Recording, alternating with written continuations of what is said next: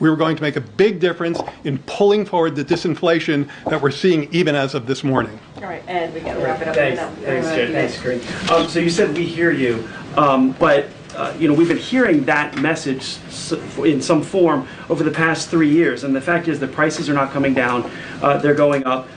Debt is also rising; that's going up. So why should Americans believe the president and vice president? Well, there's some prices that are definitely coming down. So there are airfares.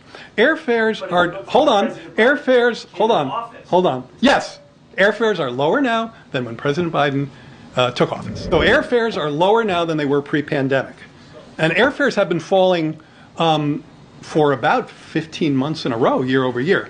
And of course, prescription drugs. If you look at prescription drugs, that's an area where we've taken firm action to lower prices. I would also say the following. We have more work to do. Prices are still too high. You have a point. You have a point. Still energy prices too. I mean, from when the date President Biden came into office to today, the stuff that people need is up. So the price of gas is down over the past year. Is the price of gas higher than when the president took office? Sure, that's going to be the case over many presidents because, that's a price, it's a global price that tends to go up over time. I think the question you always have to ask yourself in this is twofold. One, are we taking action to help lower costs? I think on energy, the president has a great record. He oversaw the largest release of barrels of oil from the Strategic Reserve, not just ours, but he coordinated. For years, presidents would rely on the Strategic Petroleum Reserve whenever there was international tension. But there's an issue this time.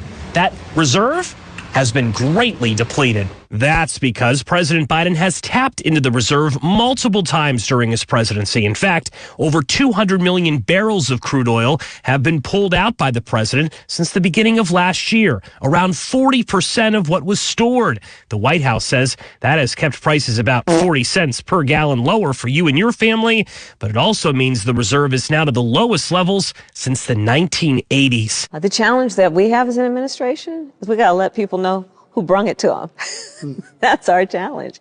We are led by very, very stupid people. Very, very stupid people. We cannot let it continue.